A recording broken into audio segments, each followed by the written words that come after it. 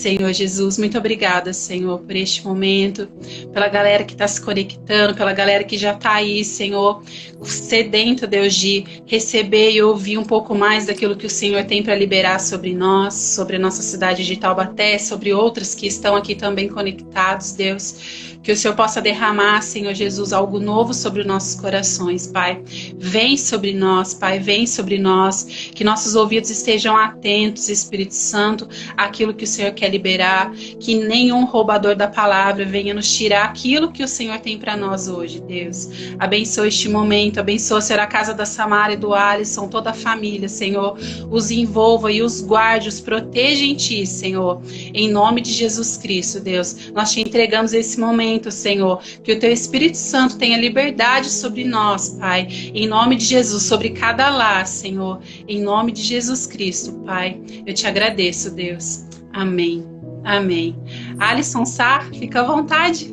E compartilhar um pouquinho daquilo que Deus tem ministrado no nosso coração e fico muito feliz de poder estar com vocês nesse tempo e tenho certeza que Deus vai ministrar o nosso coração de uma forma muito especial.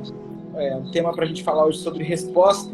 Tenho buscado viver muito, tenho estudado sobre isso e é algo que Deus tem trazido cada dia mais clareza para o meu coração a respeito desse tema. E é impossível falar de resposta sem citar algumas pessoas na Bíblia, e eu quero começar citando essas pessoas, e depois até falar um pouquinho daquilo que eu tenho vivido, daquilo que a gente tem vivido, né? E a primeira pessoa que eu queria citar aqui é Moisés. É impossível a gente falar sobre resposta sem citar Moisés. E a vida de Moisés, ela tem 3 etapas, que é o palácio, o deserto e a resposta, né? E a gente pode aplicar isso para a nossa vida, olhando tudo aquilo que ele passou. Não tem como falar de resposta sem entender que antes da resposta, a gente precisa passar por um processo. Todos nós temos que entender e passar por esse processo. Eu vejo que talvez um dos maiores erros da igreja hoje, da juventude da igreja, e eu posso falar até por mim, que foi um dos maiores erros que eu cometi na minha vida, é tentar viver essa estação de resposta antes de entender e viver e respeitar o processo. Esse período de preparação que é proposto por Deus para que a gente consiga aguentar o peso do ministério, né? Do chamado. Eu como sou filho de pastor e desde criança na igreja, envolvido com as coisas da igreja, eu sempre tentei responder antes de viver e respeitar o processo. Então, assim, talvez foi um dos maiores erros que eu cometi na minha vida. Quando eu entendi que as coisas que eu estava passando na minha vida, que eram desconfortáveis, que não eram legais, quando eu entendi que não era um castigo de Deus, mas sim era uma preparação, um ensino de Deus, eu comecei a enxergar a minha vida completamente diferente, entende? E Moisés passou por isso. Moisés estava no Egito, todo mundo conhece a história, né? Estava ali no palácio, e de repente ele mata aquele egípcio e ele vai pro deserto.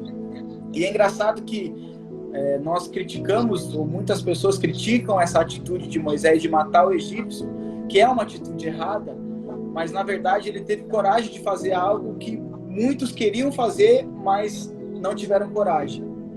Então, ele teve essa indignação dele, apontava para o chamado dele, né? E ele lidou de uma maneira errada, mas ele fez algo que eu tenho certeza que Deus lá em cima falou: opa, esse cara eu posso contar, porque é uma indignação que ele tem e eu posso usar ele como resposta para isso.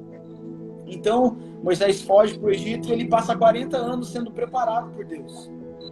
E esse é o período que Moisés é esmagado, né, por Deus. E eu costumo dizer que Moisés foi jogado assim no moedor de carne, e Deus ficou ali.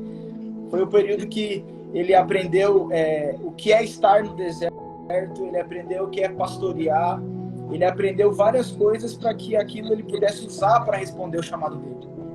Então, essa etapa de processo é muito importante, a gente não pode pular isso.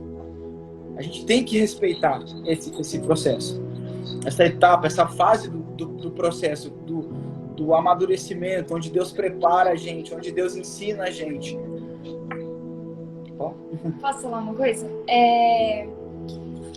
Todo mundo conhece a história de Esther, né? E Esther, o propósito da vida de Esther era estar no lugar certo, no momento certo, para conseguir salvar o povo dela. Só que para ela conseguir estar nesse lugar e ser essa rainha, porque ela só conseguiria ajudar e salvar todo mundo se ela estivesse numa posição de autoridade, se ela pudesse falar alguma coisa, ter voz, né? Senão ela não conseguiria ajudar ninguém.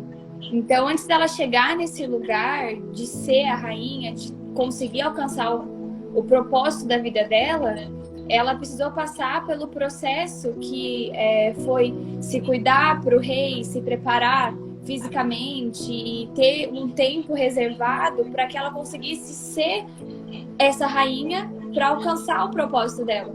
Então é muito importante, antes da gente entender sobre resposta ou começar a responder, é o que o Alisson tem falado, a gente entender o processo que a gente tem que passar para conseguir ser e suportar aquilo que Deus tem pra gente. Porque às vezes a gente olha o propósito, a gente olha o alvo de onde Deus quer que a gente chegue, mas a gente não entende às vezes o peso daquilo. E a gente só quer ir, só quer fazer. Mas às vezes foi o que ele falou, situações difíceis, situações que às vezes dói, né? Situações que a gente fala, nossa, por que eu tô passando por isso? Na verdade, essas situações muitas vezes são para transformar a gente naquilo que a gente precisa ser para alcançar o propósito. Né? Exatamente. O processo ele serve para nos limpar, né?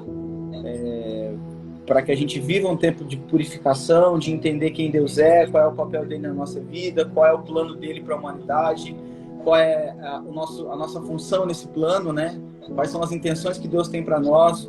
O processo ele serve para enraizar a gente em Jesus, porque não tem como responder, não tem como fazer sem estar enraizado em Jesus. Então, quero gastar um pouquinho de tempo nisso, porque não tem como a gente viver essa estação de resposta sem antes passar por esse tempo de processo, né?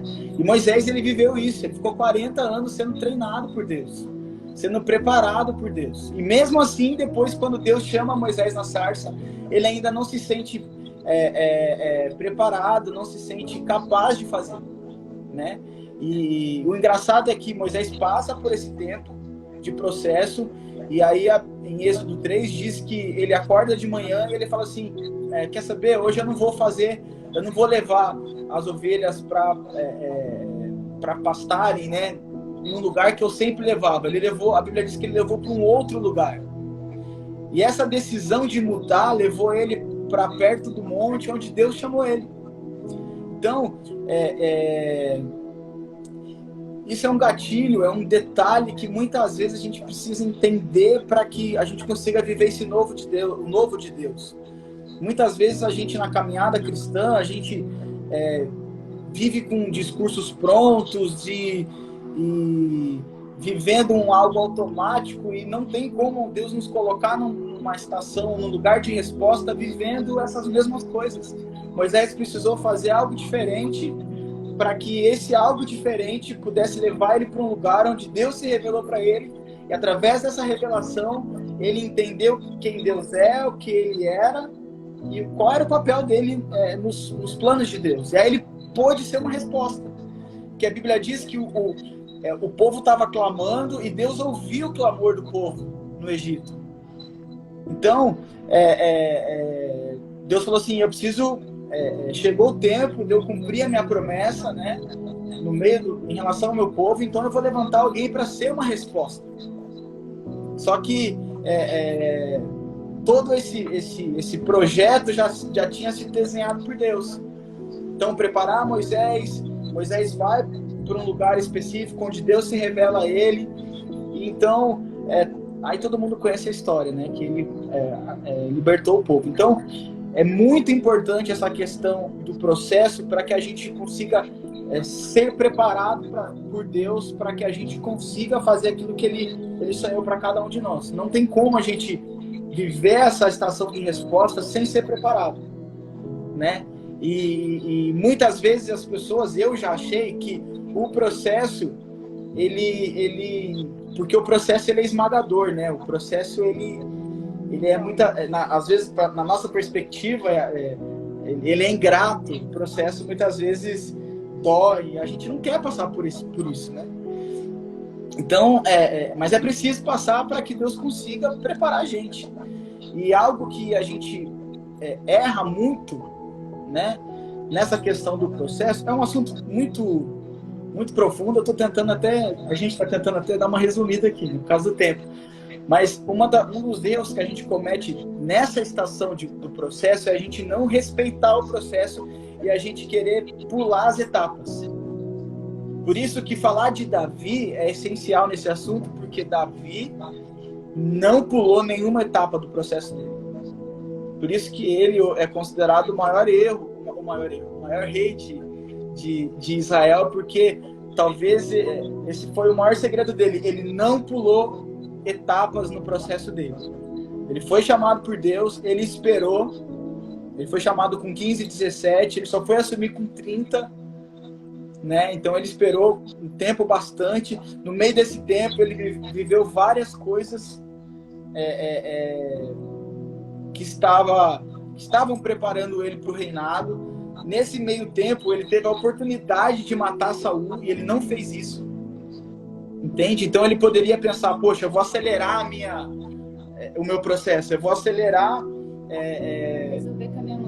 vou fazer as coisas com as minhas forças. Então eu vou me colocar na posição de rei. Ele não fez isso. Ele respeitou o processo dele, viveu todas as etapas do processo dele, e ele não quis viver o processo do outro. Porque é outro erro que a gente comete também. A gente olha para a vida das pessoas que estão ao nosso redor, ou a internet hoje facilita isso, porque a gente tem acesso à vida das pessoas e à parte boa da vida das pessoas, né?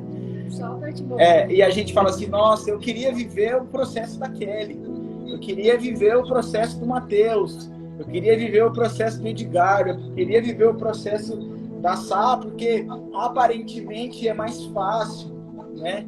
E Davi não fez isso. Davi entendeu que era aquilo que ele precisava viver, e ele viveu essa etapa. E ele conseguiu aguentar o peso do chamado, o peso do reinado, e foi o maior rei que Israel teve. Então é muito importante a gente entender e viver esse processo. É muito difícil. Porque aos nossos olhos o processo vem para parar ou vem para destruir, mas não, o processo vem para ensinar, né? Para potencializar, para como diz a palavra, para abalar aquilo que é abalável, mas aquilo que é inabalável permanecer. É para isso que serve o processo, né? É que a gente, com o olhar humano, olha para a situação do hoje, da dor, do que está acontecendo agora, né? Mas Deus, ele não olha para isso, ele olha para o final, qual que é o propósito do que você está passando, para onde, o que você vai se tornar depois de você superar isso, e onde você vai chegar depois de passar essa situação. E a gente não. Então, na hora do desespero, da dor, você fala, meu Deus, isso veio para acabar comigo, eu não vou conseguir. É um castigo, Deus não me ama, sei lá. Porque a gente olha demais para a situação que a gente está vivendo e a gente não consegue enxergar além disso. Só que a gente tem que olhar para o nosso processo como Deus olharia, entendendo que não é uma coisa momentânea, mas é uma coisa que Deus vai fazer, Deus vai construir, vai transformar, vai abalar o que tiver que abalar e vai transformar tudo aquilo que precisa transformar para transformar a sua vida, para você conseguir chegar naquilo que Ele planejou, né?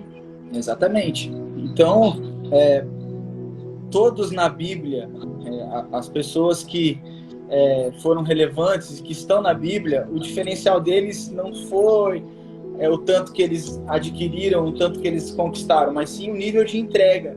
E o processo te ensina e te faz entregar muita coisa, te faz renunciar a muita coisa, né?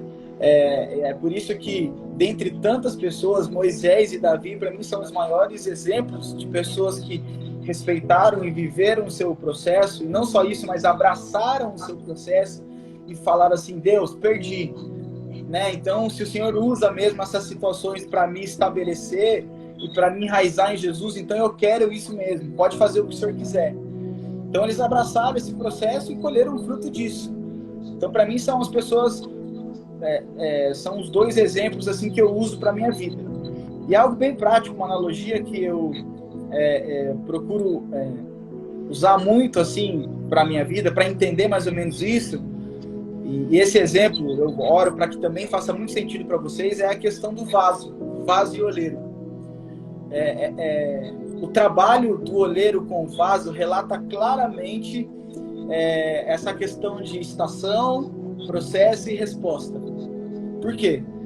Porque todo mundo aqui sabe como funciona a questão como o oleiro trabalha, e tem até um texto na Bíblia, quando Deus, o que eu acho muito lindo em Deus é que ele sempre quis se fazer entendido pelas pessoas, né? Pelo povo. Deus sempre usou mecanismos e usou pessoas para que o que ele pensa, a forma que ele age, pudesse ser entendido pelas pessoas. E ele usou um texto que está lá no livro de Ezequiel, onde ele chama o profeta para que o profeta descesse até a casa do oleiro, para que o povo entendesse como Deus trabalha, como Deus pensa, né? E ele usa essa questão do vaso e do oleiro.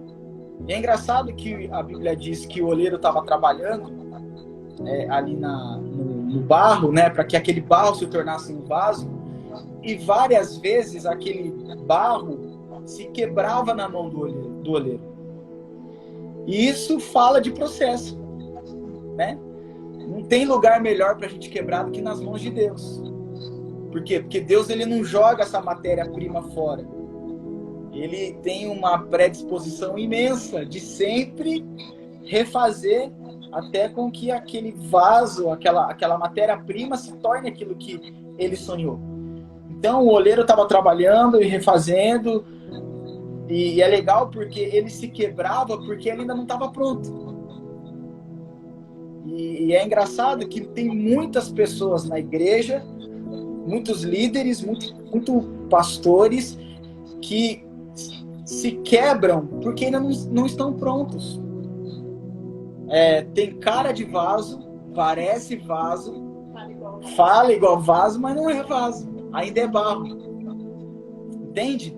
Então, quando a gente consegue entender essa questão do processo e que Deus está no controle de tudo, a gente acalma o nosso coração. Tem muito nego hoje que tem CD, mas ainda é barro.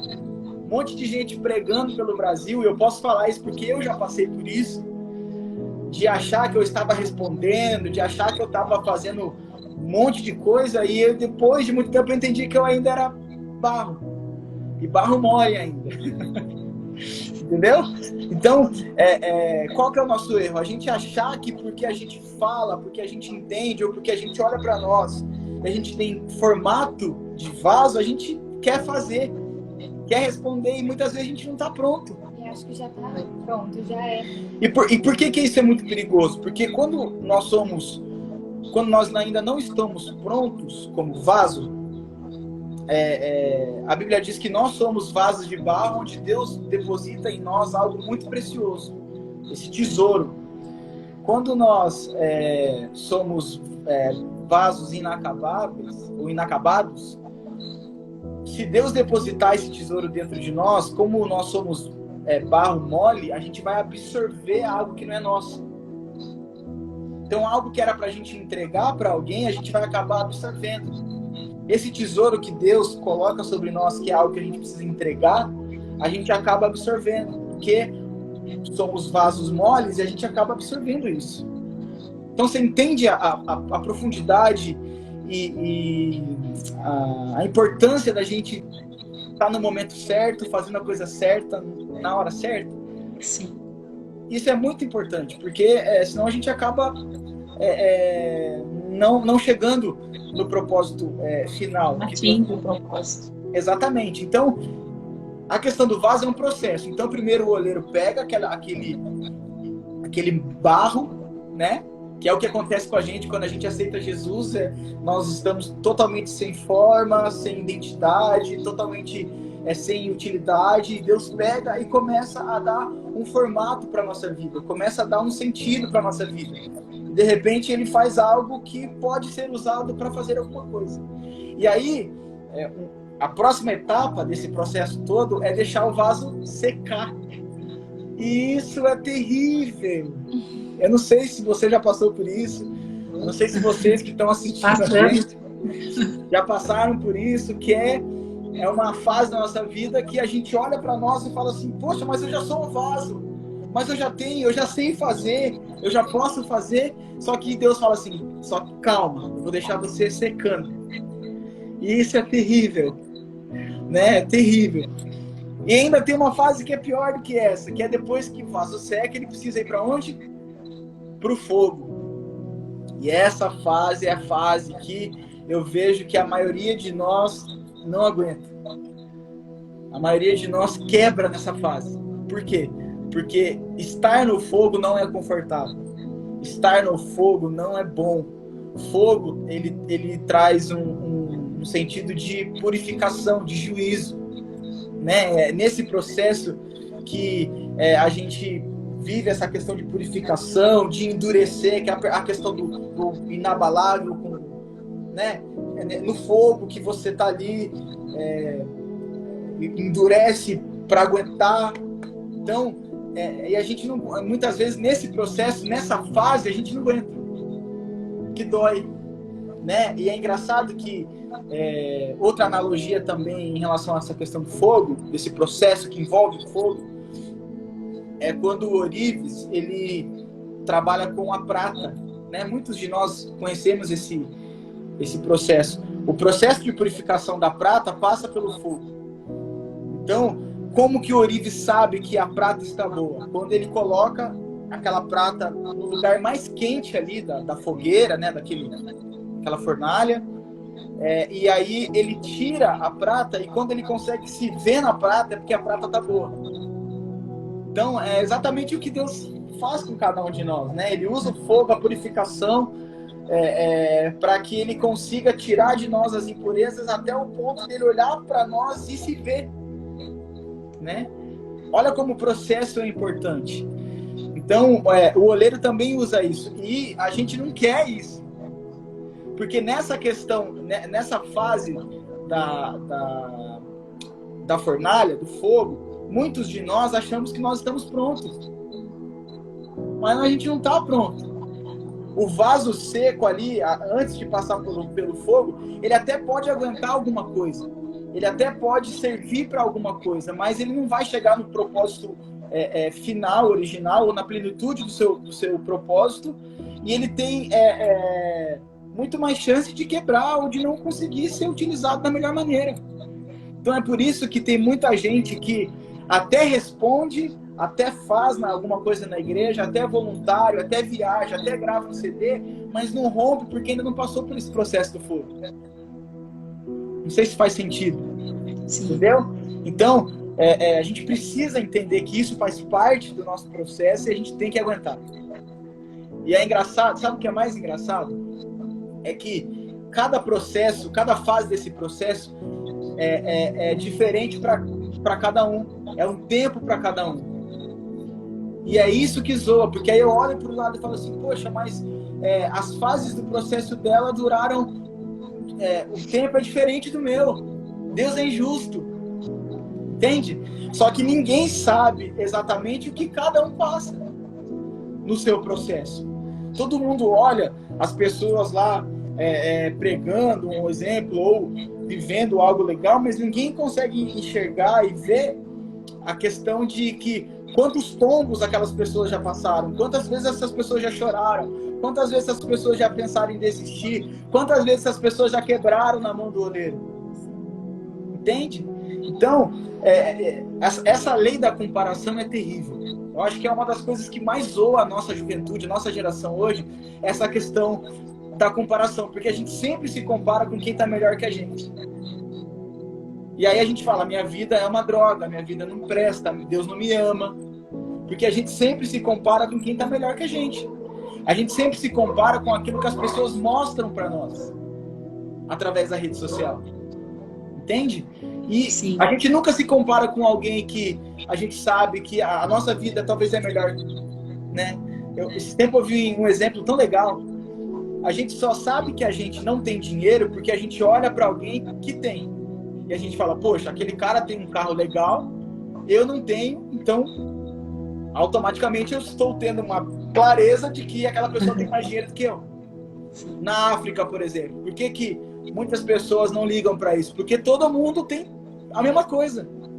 Então esse tipo de comparação não existe. E na igreja existe. Ah, aquela pessoa faz, aquela pessoa responde, aquela pessoa tem um talento melhor do que o meu, ou aquela pessoa está num cargo que aos meus olhos é melhor do que o meu, então a minha vida não está legal. Entende? Isso isso prejudica demais a nossa vida. Entende? Então, cada um tem um tempo, cada um tem uma reação, cada um consegue entender de uma forma diferente. Então a gente não pode comparar. Não pode comparar. Porque se a gente compara, a nossa vida fica totalmente zoada. Cada um tem uma área que pega mais, né? Então, às vezes você olha pra pessoa e fala, nossa, mas fulano já tem isso e eu ainda não tenho. Mas às vezes a sua dificuldade é essa, mas pra pessoa é outra. Então, às vezes a pessoa nem percebe que ela tem isso ou não dá o valor. Mas cada um tem a área que mais incomoda, a área que mais machuca, a área que mais pega, que você fala, não consigo romper, não consigo crescer nessa área. Mas cada um tem a área que mais não consegue romper, e a sua área é diferente da área do outro. Então, às vezes você olha pra pessoa e fala, nossa, mas como que a pessoa consegue isso, consegue viver isso? É que pra ela, isso não é difícil, pra você ou coisas que para você não é difícil, para ela é. Então, o ser humano é muito diferente, né, um do outro, e cada um tem essas dificuldades, cada um tem os seus propósitos, e o processo tem a ver com o teu propósito, e o seu propósito não é igual ao do outro. Então, por que o processo seria, né? Então, é complicado. Exatamente. Essa questão de comparação. E depois que nós passamos por essas etapas do processo, aí a gente está pronto para ser usado. E aí a gente pode falar de resposta, só que não tem como a gente viver resposta sem esse tesouro que Deus coloca em nós, sem um algo a mais que é o Espírito Santo. Então, a gente não tem como falar de resposta sem falar do Espírito Santo. Porque é Ele que nos capacita, é Ele que coloca em nós tudo aquilo que nós precisamos para a gente conseguir ser uma resposta. Tanto que existem os dons do Espírito que servem para a edificação da igreja. Entende? Então, por que hoje muitas pessoas também não rompem? Porque até passaram por todas essas fases do processo, estão hoje como vasos prontos para serem usados, mas não buscam o Espírito Santo. Então, acabam sendo limitados pelo conhecimento que ele tem, pelas qualidades que ele tem, e não conseguem romper. Um exemplo claro disso são os discípulos, né? Que viveram algo assim extraordinário com Jesus, que viram e foram testemunhas oculares de milagres, e comiam com o Filho de Deus, viviam com o Filho de Deus, e quando Jesus morreu e ressuscitou, exatamente, quando Jesus morreu e ressuscitou, talvez eles pensaram assim, vamos abrir uma igreja, vamos pintá-la de preto, vamos colocar uma iluminação legal, vamos fazer agora algo extraordinário. Vamos, Pedro é o pastor, agora nós vamos fazer ali, João vai ser o líder do diaconato, né? Mateus vai ser o tesoureiro, sei lá.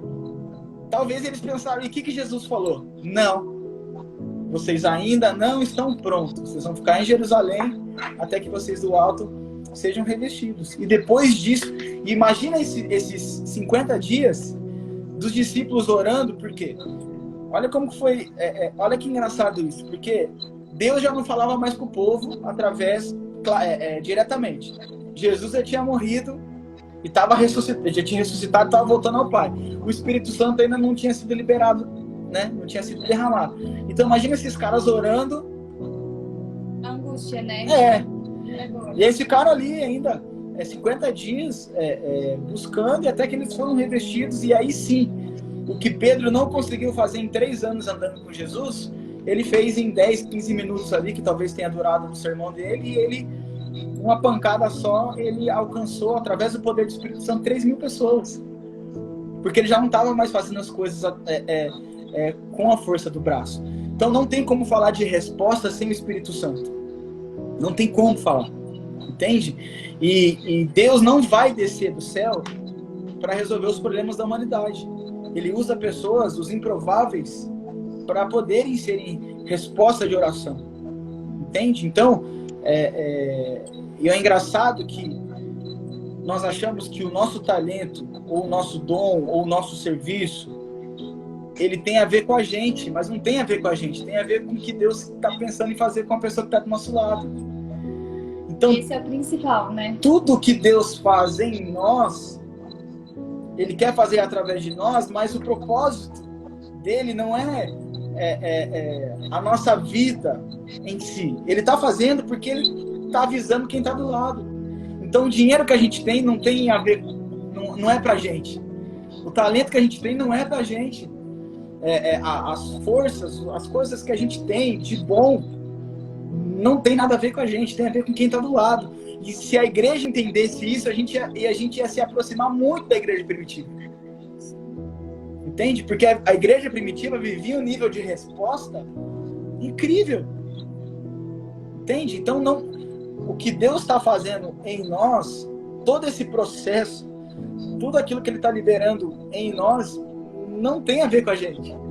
Ele está pensando na pessoa que a gente pode alcançar. A religião, ela faz completamente o oposto, né?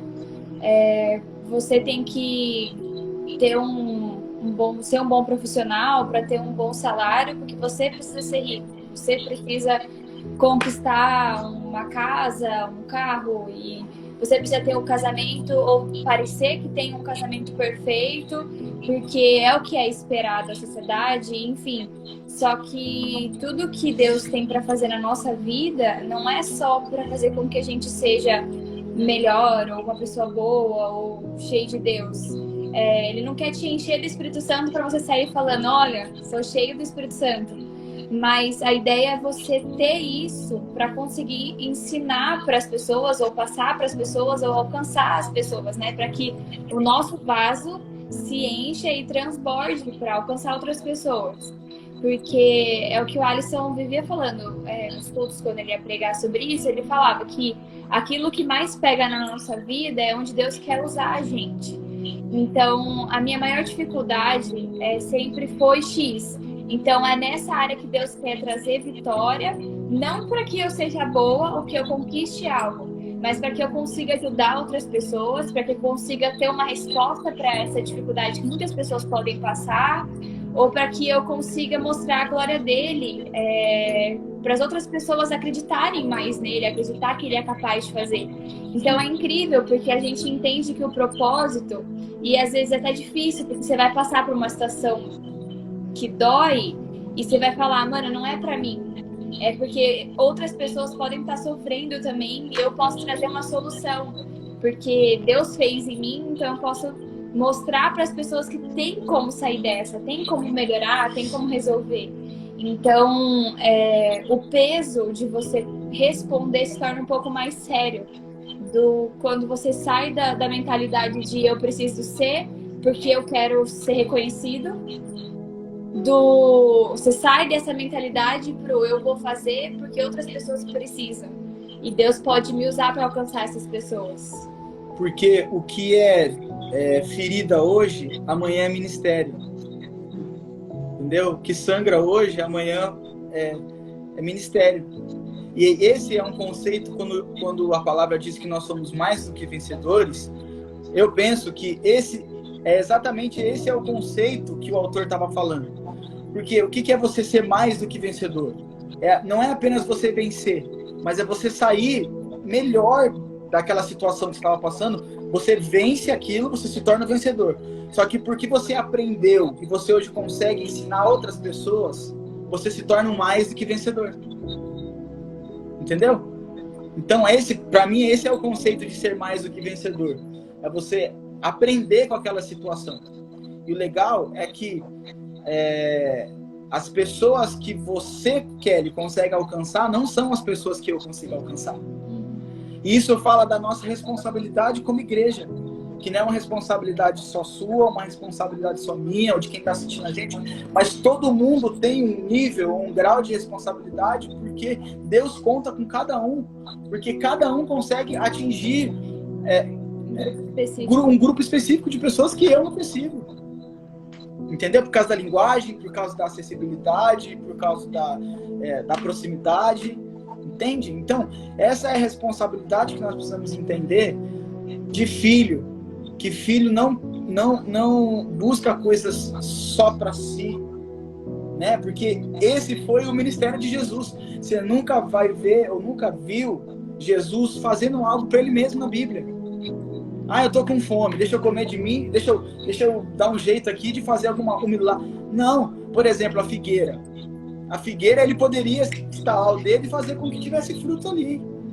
Mas ele não fez isso. Você nunca vê Jesus, a minha roupa está uma roupa hoje, então, plim, deixa eu ficar com uma roupa bonita. Né? Você nunca vê Jesus doente falando assim, deixa eu receber de cura de mim para comigo mesmo. Tudo o que Jesus fez foi visando a missão que ele tinha e era o próximo.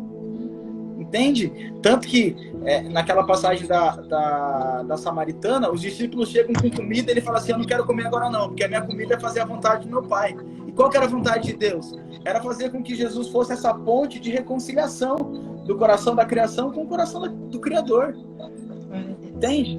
Então, se a gente tiver esse senso de urgência, de pensar, eu preciso passar pelo meu processo, respeitar meu processo, aprender com o meu processo, para que eu consiga abençoar alguém, cara, a gente vai se aproximar muito da igreja primitiva. Porque era exatamente isso que a igreja primitiva vivia. Vendia o que tinha para abençoar quem estava do lado, eles compartilhavam o pão, compartilhavam a comida, os bens, viviam um tempo de comunhão na oração, na busca pelo Espírito Santo, no conhecimento de Jesus. E se a gente entender, e se isso fizer sentido para nós, a gente vai romper demais. Porque a gente vai entender um princípio que Deus está querendo ensinar a gente desde o começo. Que é a gente receber dele, isso não pode parar em nós. Tem que alcançar quem está do lado. Entendeu? Então, é um assunto assim que eu amo, eu poderia ficar aqui falando por horas, né? Porque é algo que talvez é o que eu mais... Porque eu tenho clareza, é um assunto que me traz clareza, entende? Porque senão eu já poderia ter pensado qualquer outra coisa. Deus está com raiva de mim, ou eu estou em pecado, ou eu nasci para ser derrotado, sei lá. Porque todos nós temos áreas na vida em que a gente ainda não conseguiu vencer, né? Ainda está sendo preparado, sendo treinado. Então é um assunto que eu amo. E é legal que tem uma frase no Bop, que acho que todo mundo aqui talvez tenha assistido Tropa de Elite, e tem uma frase lá que é muito legal, que diz assim, treinamento duro, missão fácil. Treinamento fácil, a missão vai ser dura. Então, quanto mais Deus espremer a gente, quanto mais Deus forjar a gente, quanto mais Deus usar tudo e todos para preparar a gente, quando a gente estiver pronto e Deus colocar a gente nesse lugar de resposta, a gente vai ser, como a palavra diz, ferramenta afiada. Né? Eclesiastes fala disso, que é sábio a gente parar para afiar a nossa ferramenta, porque a gente vai cortar com mais facilidade. Então, o processo afia a gente, para que a gente consiga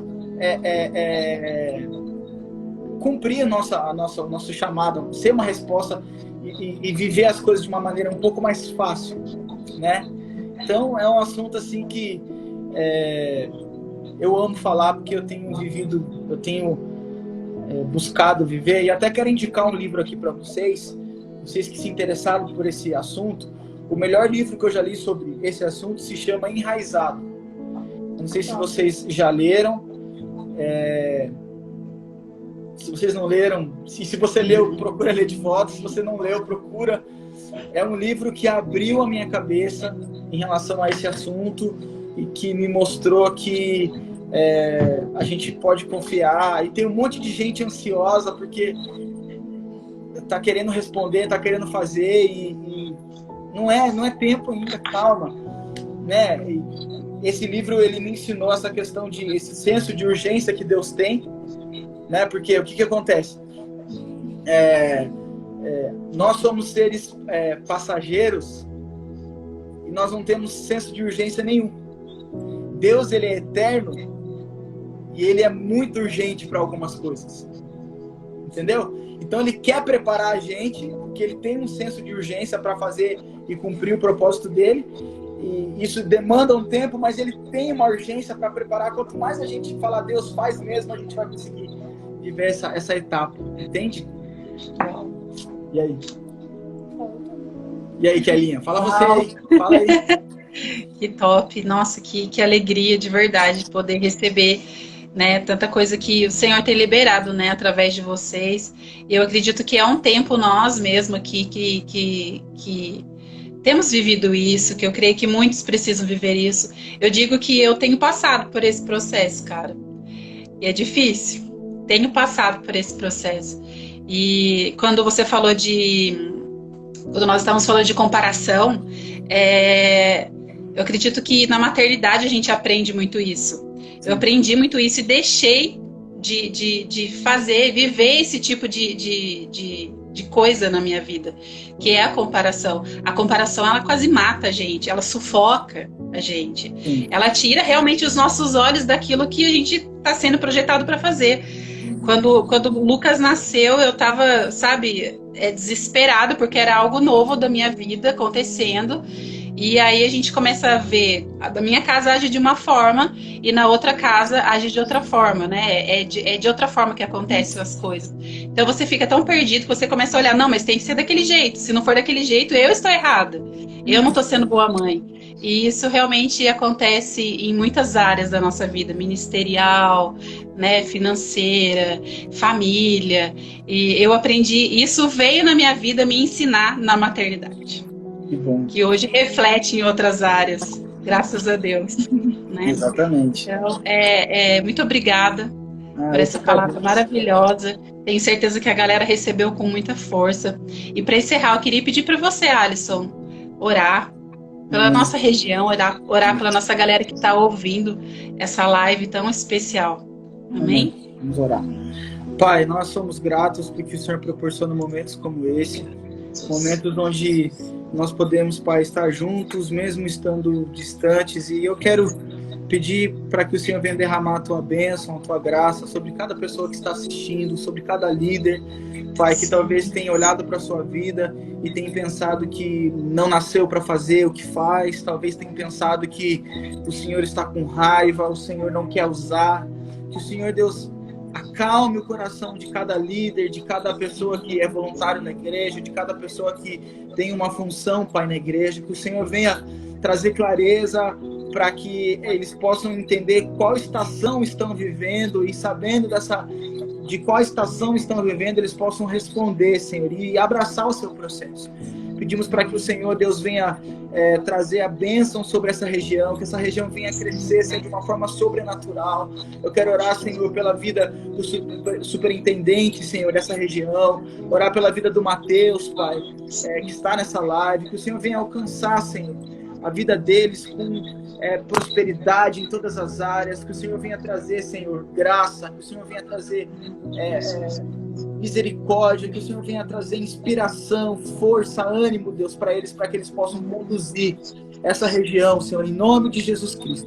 Eu oro para que o Senhor venha fazer grandes coisas, Pai, nessa região e na vida de cada um que está assistindo essa live, em nome de Jesus Cristo. Amém? Amém.